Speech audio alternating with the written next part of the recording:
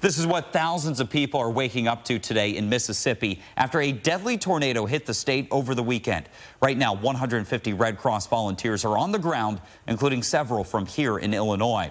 Volunteers will now help clean up the damage. They're delivering food and supplies and also finding shelter for the 2,000 people left homeless from this storm.